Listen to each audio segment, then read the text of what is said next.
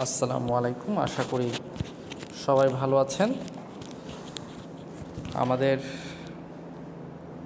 আজকের ক্লাসে আমরা একটা ছোট্ট ম্যাথ করব। আসলে আমরা বীজগণিতীয় ভাষায় অঙ্ককে যেভাবে ম্যাথ বলি, ফিন্যান্সে, অ্যাকাউন্টিংয়ে, সাপ্লাই চেনে, অপারেশন রিসার্চে, এই সমস্ত জায়গায় যে সমস্ত ম্যাথ ব্যবহার করা হয়, ম্যাথের কিছু অনুষঙ্গীয় বিষয় ব্যবহার করা হয়, কিন্তু এটা সরাসরি বীজগণিত, পাটিগণিতের মতো কোনো ম্যাথ না। যেমন ফিন্যান্সের ম্যাথগুলো, যখন আমরা ক্যাপিটাল বাজেটিংয়ের টেকনিকগুলো অবলম্বন করি, net present value, pay back period, discounted pay back period, modified internal rate of return, internal rate of return, এই অঙ্কগুলোকে আসলেই ওই অর্থে ম্যাথ না। যেরকম আমরা পাটিগণিত বা বীজগণিত করতাম, ওরকম ম্যাথ কিন্তু এগুলো না। এই জন্য যারা ফাইন্যান্স, অ্যাকাউন্টিং বা বিজনেস বা ম্যানেজমেন্টের স্টুডেন্ট, তারা যে সমস্ত ম্যাথ করে, ইনক্লুডিং এই জাতীয় ম্যাথগুলো সরাসরি ওই অর্থে ম্যাথ না, তো ম্যাথের কিছু বিষয় এখানে ব্যবহার করা হয়। তো আমরা আজকে এরকম একটা ছোট্ট ম্যাথ করব। আমাদের এটা হচ্ছে আপনার economic order quantity, carrying cost, ordering cost, এগুলো নিয়ে। প্রথমে বলে রাখা ভালো যে ইকোনমিক অর্ডার কোয়ান্টিটি হচ্ছে এমন একটা অর্ডার কোয়ান্টিটি যে কোয়ান্টিটিতে অর্ডার করলে একটা অর্গানাইজেশনের পয়সা বেঁচে যায়, সবচাইতে কম খরচে সে অর্ডারটা প্লেস করে আউটপুটটা পেতে পারে। যেমন আমার 5 ইউনিট পরিবহনের জন্য 5 ইউনিট ট্রাকের প্রয়োজন। কোনো কারণে যদি আমি দেখি যে আমি 7 ইউনিট পাচ্ছি, তাহলে আমার 7টা ট্রাকের প্রয়োজন।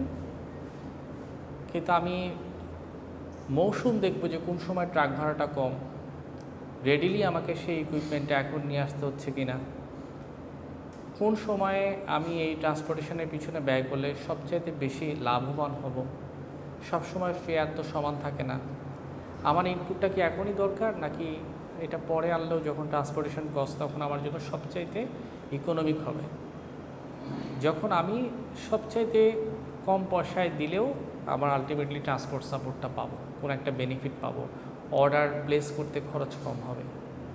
এই সব কিছু মিলিয়ে হচ্ছে ইকোনমিক অর্ডার কোয়ান্টিটি, এমন একটা কোয়ান্টিটি যেটা অর্ডার করলে কিনা অর্গানাইজেশনের অনেক পয়সা বেঁচে যাবে, সাশ্রয়ী হবে। আমরা অনেক সময় বাসে, প্লেনে অনেক ধরনের ক্লাস দেখি না, executive class, economic class. Economic class হচ্ছে মধ্যবিত্ত যারা চায়, আর বিজনেস ক্লাস হচ্ছে এক্সিকিউটিভ ক্লাস, যারা একটু হাই পেমেন্ট দিতে একটা কেবিন নিয়ে নিজে বসতে পারবে, একটা আলাদা সে একা থাকতে পছন্দ করে, তার প্রাইভেসি নিয়ে সে যাবে। আর মাস পিপল যাবে ইকোনমিক ক্লাস, সাধারণ। ওকে, তো এটা হচ্ছে ইন জেনারেল পার্থক্য। আমরা ক্যারিং কস্ট নামে একটা শব্দ শুনি। ক্যারিং কস্ট আমরা মনে করি যে এটা মনে হয় বহনজনিত একটা খরচ, কোনো একটা প্রোডাক্টকে ক্যারি করার পিছনে খরচ না। অপারেশন ম্যানেজমেন্ট বা সাপ্লাই চেইন ম্যানেজমেন্টে ক্যারিং কস্ট বলতে ট্রান্সপোর্টেশনের পিছনে খরচকে ওই অর্থে বোঝায় না, বরং আমরা যখন কোনো একটা গোডাউনে বা ওয়্যার হাউসে কোনো একটা প্রোডাক্ট রেখে দেই যে ফিউচারে এটা বিক্রি করব, ফিনিশ গুডসটা মার্কেট বুঝে একসময় এখান থেকে নিয়ে ডিস্ট্রিবিউটারকে দিব, অথবা ইনপুট আকারে রেখে দেই, এখনও প্রসেসিং হয় নাই, র ম্যাটেরিয়ালটাকে প্রসেস করব, তারপর না আউটপুটে যাবে। তো র ম্যাটেরিয়াল রাখার জন্য একটা ইনবাউন্ড লজিস্টিক্স ওয়্যার হাউস থাকে না? তো ওয়্যার হাউস কিন্তু অনেক কোম্পানিকে ভাড়া দেয়। প্রতি ইউনিট বস্তা আপনি আরেকজনের ওয়্যার হাউসে রাখলে 5 টাকা করে পার ডে ভাড়া দিতে হবে। তো এইগুলো একটা আঙ্কিক মূল্য কিন্তু আছে বিজনেসে। তা আমরা যখন কোনো একটা ওয়্যার হাউসে কিছু ইনপুট রেখে দেই বা ফিনিশ গুডস রেখে দেই, অন্য কাউকে দিলে ভাড়া তো পেতাম, এখন তো ভাড়া পাচ্ছি না, নিজের পণ্য নিজের কাছে রাখলাম। কিন্তু এটা ক্যারি করতে দিনকে দিন আমার কিছু চার্জ কিন্তু হচ্ছে, যেটা ওয়্যার হাউসের খরচ। ওয়্যার হাউসে যদি এগ্রিকালচারাল ক্রপও রাখি, আমার যদি অ্যাগ্রো বিজনেসও হয়, অনেক টাকা ইলেকট্রিসিটি যাচ্ছে, এসির পিছনে যাচ্ছে, এগুলোকে ফ্রিজিং করে রাখার পিছনে যাচ্ছে, তাই না? তো এগুলো একটা কস্ট কিন্তু আমরা বহন করে নিয়ে যাই। ফর এক্সাম্পল জানুয়ারির 1 তারিখ থেকে ফ্রিজিং করতে, ওয়্যারহাউসে লাইটিং করতে, আদার্স ইয়ের জন্য ফ্যাসিলিটির জন্য প্রোডাক্টটাকে ফ্রেশ রাখতে আমার খরচ হলো মার্চের 1 তারিখ পর্যন্ত 1.5 লক্ষ টাকা। এই যে 1.5 লক্ষ টাকা আমি জানুয়ারির 1 তারিখ থেকে ক্যারি করে করে করে করে নিয়ে গেলাম মার্চের 1 তারিখ পর্যন্ত, এটা হচ্ছে ক্যারিং কস্ট। সুতরাং ওয়্যারহাউসে সময়কালের জন্য রাখা খরচকে বলা হচ্ছে ক্যারিং কস্ট। ওই অর্থে কোনো একটা জিনিস ট্রান্সপোর্টেশন কস্টকে অপারেশন বা সাপ্লাই চেইন ম্যানেজমেন্টে ওই অর্থে ক্যারিং কস্ট বলে না। বুঝতে পারলেন? এটা একটু ডিফারেন্ট। যেমন আপনাদেরকে অন্য একটা সাবজেক্ট ফিল্ড থেকে একটা উদাহরণ দেই। যেমন ইকোনমিক্সে ল্যান্ড যখন বলা হয়, ল্যান্ড মানে হচ্ছে ভূমি। ইকোনমিক্সে ভূমির সংজ্ঞা হচ্ছে প্রকৃতি যে সমস্ত জিনিস, মানে প্রকৃতি যে সমস্ত জিনিস আল্লাহ আপনাকে দিয়েছেন আপনি ব্যবহার করছেন, যেমন সমুদ্র, পানি, প্রকৃতির হাওয়া, বাতাস, জমি। জমি তো আর মানুষ বানাতে পারে না, স্রষ্টা প্রদত্ত। তো এগুলোকে বলা হয় ইকোনমিক্সে ল্যান্ড। তো জমি হচ্ছে ল্যান্ডের একটা ইউনিট মাত্র। যেহেতু জমি প্রকৃতি, সুতরাং এটা একটা ল্যান্ড। বাতাস, হাওয়া, এটা একটা ল্যান্ড। পাহাড়, পর্বত, আশ্চর্য হলো সত্য, ইকোনমিক্সে এগুলো ল্যান্ড। ওকে, সমুদ্রের পানি, এগুলো ইকোনমিক্সে ল্যান্ড। কিন্তু আমরা ল্যান্ড বলতে বুঝি জমি, কিন্তু জমি হচ্ছে ল্যান্ডের একটা ছোট্ট অংশ মাত্র, একটা এক্সাম্পল। আরও অনেক এক্সাম্পল থাকতে পারে। ওকে, কিন্তু ওই অর্থে এটাকে আমরা বলবো না যে জমি শুধুমাত্র ল্যান্ড। এইভাবে অনুরূপভাবে অপারেশন বা সাপ্লাই চেইন ম্যানেজমেন্টে আমরা ওই অর্থে ক্যারিং কস্টকে ট্রান্সপোর্টেশন কস্ট বলে অভিহিত করবো না, বরং ওয়্যারহাউসে থেকে এক সময়কাল থেকে আরেক সময়কাল কষ্ট করে একজন মালিক পক্ষ যখন এটাকে ব্যয় দিয়ে বহন করে নিয়ে যাবে তখন সেটা হবে ক্যারিং কস্ট। ওকে, তারপর হচ্ছে অর্ডারিং কস্ট। এটাও এক ধরনের কস্ট। আমরা অর্ডারিং কস্ট বলতে বুঝি অর্ডার করার পিছনে ব্যয়। একটা প্রতিষ্ঠান যখন অর্ডার করে সেটার পিছনে ব্যয় থাকে। আমরা ডিজিটাল অর্ডার যখন প্লেস করি তখন ইমেলে চলে যায়, একটা সময় এটা কিছু ফিজিক্যাল ডকুমেন্টেশন করতে হয়, কাগজপত্রের পিছনে ব্যয়। কেউ অর্ডার দেওয়ার আগে ইন্সপেকশন করতে আসে, তার পিছনে কিছু ব্যয়। অনেক বড় বড় বায়াররা কোন একটা প্রোডাক্ট অর্ডার করার আগে দেখে যায়, তাই না? তাকে মেনটেন করতে একটা কস্ট, তাই না? উভয় পক্ষে কিন্তু একটা কিছু না কিছু কস্টের শিকার হয়। তো আপনি কিছু যদি কিনতেও যান, একটা ফিজিক্যাল প্লেসে গেলেন, দেখলেন সেটা, তারপর অর্ডার করলেন র ম্যাটেরিয়াল হিসেবে এটা আপনি 100 ইউনিট নেবেন, এটাও আপনার একটা ট্রান্সপোর্টেশন কস্ট গেল দেখে আসতে। এটা একটা অর্ডারিং কস্ট। তো অনেকে বিদেশে যায় না, সরকারি বেসরকারিভাবে একটা মেশিন দেখে আসে, তারপর সেটা গভর্নমেন্ট কিনে বা কোনো একটা প্রাইভেট কোম্পানি কিনে। তো সে যেখানে গেল, থাকা, খাওয়া, ট্রান্সপোর্ট কোম্পানি বহন করে। এগুলো সবগুলো অর্ডারিং কস্টের অন্তর্ভুক্ত। ইভেন ডকুমেন্টেশন করতে যদি কোনো খরচ হয়, এগুলো অর্ডারিং কস্ট। আপনি যখন কোনো একটা শুল্ক দিবেন কোনো একটা প্রোডাক্টকে নিয়ে আসতে বিদেশ থেকে, গাড়ি বিজনেস করলে, এগুলো অর্ডারিং কস্টের মধ্যেই ঢুকে যায় অনেক সময়। এখন আপনাদেরকে অ্যাকাউন্টিং থেকে আরেকটা ধারণা দিই, সেটা হচ্ছে ধরেন কোন একটা পণ্যদ্রব্য কেউ কিনলো, ওটার পিছনে যে ট্রান্সপোর্টেশন কস্ট হলো বহন করে নিয়ে আসার জন্য, ওটা পণ্যদ্রব্যের দামের সাথে সংযুক্ত হয় হিসাব বিজ্ঞানে। কেউ যদি বলে যে এসি একটা কিনলাম 70,000 টাকা দিয়ে, এটি ইনস্টলেশন করতে 5,000 টাকা হলো, আর এটা বহনজনিত চার্জ হচ্ছে, ক্যারিং কস্ট হচ্ছে নিয়ে আসার জন্য ট্রান্সপোর্টেশন, যেটা বুঝাচ্ছি 2,000 টাকা। এখন যদি আপনি বিল করেন তাহলে আপনি এসির বিলটা দেখাবেন, ওদিকে 70, তারপর 5 ইনস্টলেশন, 2 হচ্ছে ট্রান্সপোর্টেশন কস্ট, 77,000 টাকা। বুঝছেন? সুতরাং ওটার আলটিমেট, ওটার পিছনে ব্যয় হবে 77,000 টাকা। কারণ অ্যাকাউন্টিংয়ের নীতিমালায় কোনো একটা অ্যাসেট বা কোনো একটা ইনস্ট্রুমেন্ট, ইকুইপমেন্ট যদি আপনি অ্যাকোয়ার করতে চান, ওটার পিছনে যে সমস্ত খরচাদি হয় সেগুলো ওই কস্টের সাথে ঢুকে যায়। ওকে, তারপর আপনি যত বছরই ওই যদি প্রশ্ন করা হয় যে এটার দাম কত ছিল, আপনি বলবেন 77,000 টাকা। এটাকে বলে অতীতের কোনো একটা খরচ যেটা হয়েছিল সেই সময়। যখন বলা হয় অতীতের কোনো একটা খরচ যেটা সেই সময় হয়েছিল, এটা হয়ে গেছে হিস্ট্রি। ওইখান থেকে অ্যাকাউন্টিংয়ে বলে যেটা হচ্ছে হিস্টোরিক্যাল কস্ট, ঐতিহাসিক পুরা খরচ, যেটা আপনি পারচেজ বুকে লিখে রেখেছিলেন আর চেঞ্জ হবে না। যখন কোন একটা মানুষ ফর দ্য ফার্স্ট টাইম কোন একটা কিছু হিসাবের বইতে লিখে রাখে পারচেজ বুকে, তখন সেটা হচ্ছে একটা ঐতিহাসিক কস্ট, ওকে, যেটা অ্যাকচুয়ালি ওই সময় ঘটেছিল। আচ্ছা, যাই হোক, তো অর্ডারের পিছনে অনেকগুলো খরচ আছে। তো আমরা একটা ছোট্ট অঙ্ক এখানে লিখেছি, ছোট্ট 3টা রিকোয়ারমেন্ট। হ্যাঁ, the Maisha equipment company estimates its carrying cost at 15%। Maisha equipment company, সে হয়তো ইকুইপমেন্ট নিয়ে ব্যবসা করছে, সে বলল তার carrying cost, that means CC হচ্ছে 15%। কিসের সেটা এখনও বলছে না।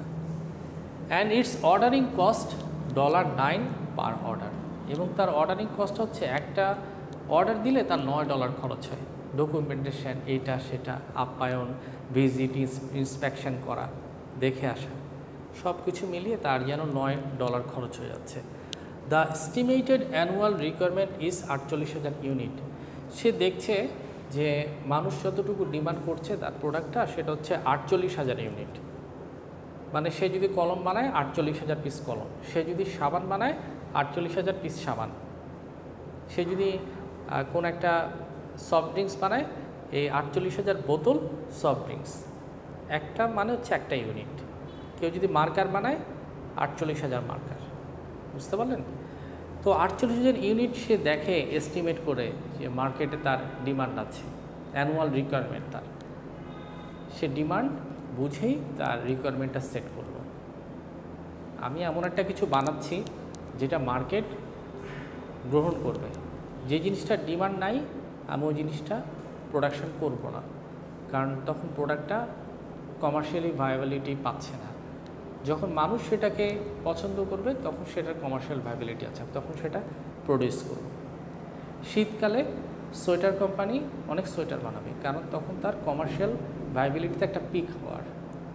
এখন সে 48,000 পিস সোয়েটার সে উৎপাদন করলেও হয়তো বেচা বিক্রি ভালোই হবে, কিন্তু গরমকালে এটা চলবে না। শীতকালে blanket company 48,000 piece blanket target নিয়ে বানাবে, কারণ মার্কেট ডিমান্ড আছে। একটা কোম্পানি হয়তো বলে দিল যে আমাকে 10,000 পিস দাও, আমি উত্তরবঙ্গে এটা CSR অ্যাক্টিভিটিসের জন্য বিলি করব। তখন সে একটা রেডি অর্ডার পেয়ে গেল, কাজ করলো, 3 মাসের মধ্যে ডেলিভারি দিল, তাই না? তো মার্কেট আগে এস্টিমেট করতে হয়, তারপর আমি আমার ডিমান্ড অনুসারে আমার রিকোয়ারমেন্ট ফুলফিল করতে আমি উৎপাদন করব। আমার ডিমান্ডটা আসবে মার্কেট থেকে, ওকে। আচ্ছা, at a price of $4 per unit, 48,000 unit, প্রত্যেকটা আপনার প্রতি ইউনিটের পিছনে আপনার খরচ হবে ফর এক্সাম্পল 4 ইউনিট, ওকে, $4। আচ্ছা, তাহলে রিকোয়ারমেন্ট হচ্ছে 1 number, what is the most economical number of units to order. 48,000 যদি ইউনিট উৎপাদন করো, যদি প্রতিটার ক্ষেত্রে $4 ইউনিট প্রতি খরচ হয়, ক্যারিং কস্ট যদি কোনো একটা কিছু 15% ধরা হয়, অর্ডারিং কস্ট যদি একটা অর্ডারের জন্য $9 হয়, তাহলে what is the most economical number of units to order.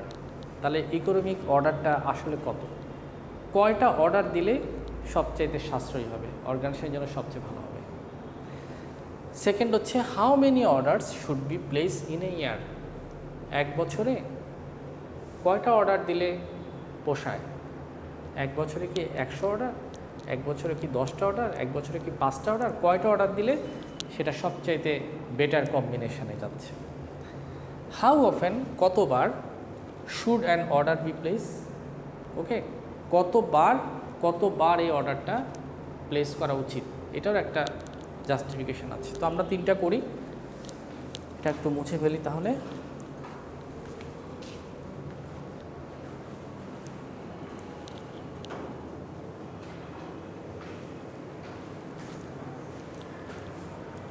আচ্ছা, আমরা প্রথমে ইওকিউ ক্যালকুলেট করব, তারপর দ্বিতীয় ক্যালকুলেট করব নাম্বার অফ অর্ডারস। 3 নাম্বার হচ্ছে এটা, হ্যাঁ, এটা 2 না, কিন্তু এটা 3। ফ্রিকোয়েন্সি অফ অর্ডার মানে ফ্রিকোয়েন্সিটা কেমন, কতবার আসে, ঘটন সংখ্যা, কয়বার অর্ডারটা আসতেছে। তো ইওকিউ, ইকোনমিক অর্ডার কোয়ান্টিটি ক্যালকুলেট করতে গেলে আমাদেরকে একটা সূত্র অ্যাপ্লাই করতে হবে, সেটা হচ্ছে আপনার 2 ইন্টু AR মানে অ্যানুয়াল রিকোয়ারমেন্ট। এটাকে আপনি চাইলে ADও লিখতে পারেন, অ্যানুয়াল ডিমান্ড, মানে অনেক বইতে AD আছে, অনেক বইতে AR আছে, into ordering cost. Ordering cost ওই যে বলা হলো 48,000 ইউনিট হলে প্রত্যেকটা অর্ডার দিতে $9 লাগে, $9, এই যে 9। আর ওই যে অ্যানুয়াল রিকোয়ারমেন্ট ছিল 48,000 অ্যানুয়াল ডিমান্ড। আর 2 হচ্ছে সূত্রের, কিছু কিছু জিনিস না সূত্র থেকে আসে, যেমন আমরা বলি না A+B whole square equal to A square plus twice AB plus B square, 2টা সূত্রের। তারপর হচ্ছে আপনার ক্যারিং কস্ট হচ্ছে ওই যে বলছিল 15%, এটা হচ্ছে ওই যে আমরা বললাম না $4 পার ইউনিটের 15%, ওই যে লাস্ট লাইনটা। এই 15% কীভাবে আসে, এটা হচ্ছে এরকম আর কি, যেমন 4-এর 15% মানে হচ্ছে 4 × 15/100, ইজি। আপনি 0.15 দিয়ে গুণ করে দিলেও হয়ে গেল।